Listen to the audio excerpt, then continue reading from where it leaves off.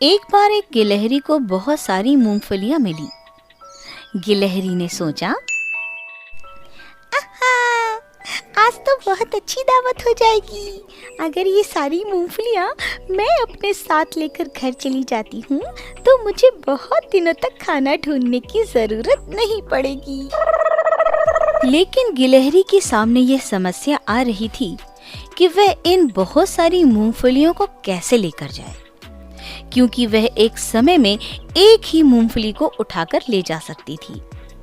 गिलहरी ने सोचा, अगर मैं अपनी दोस्त को बुलाकर लेकर आऊं तो वह भी अपना हिस्सा मांगने लगेगा। ये सोचकर गिलहरी किसी की भी मदद लेने को तैयार नहीं थी। अगर मदद लेने को तैयार हो जाती तो उसे अपने खाने में से कुछ हिस्सा उसे देना पड़ता। गिलहरी ने मूंगफलियों को ले जाने के लिए एक योजना बनाई और सोचा, मैं ये मूंगफलियां अकेले ही लेकर जाऊंगी। उसने पास में पड़ा हुआ एक कपड़ा लिया और उसमें एक एक करके बहुत सारी मूंगफलियों को रख दिया।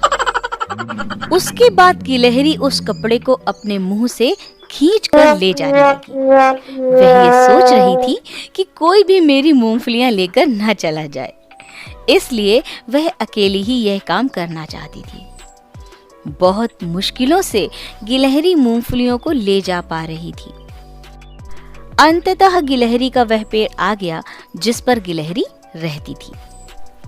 अपना घरौंदा देखकर नीचे आराम करने लग गई, क्योंकि मूंगफलियां खींचते खींचते गिलहरी बहुत थक गई थी और उसे नींद आ गई। उसके बाद बहुत सारी गिलहरियां वहां पर आ गईं और उसकी सारी मूंगफलियां खा गईं। जब गिलहरी की आंखें खुली तो उसने देखा कि मेरे पास तो एक भी मूंगफली नहीं बची है।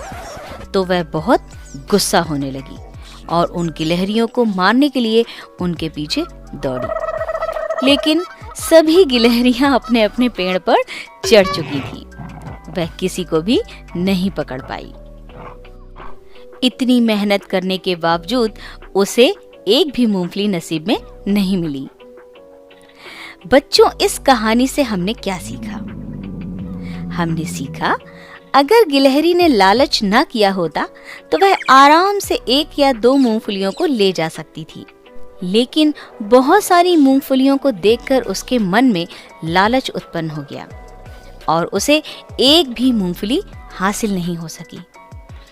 इसलिए प्यारे बच्चों, हमें कभी भी लालच नहीं करना चाहिए। जो हमें मिल जाता है हमें उसे लेकर संतोष करना चाहिए, क्योंकि लालच करना एक बहुत बुरी बला है।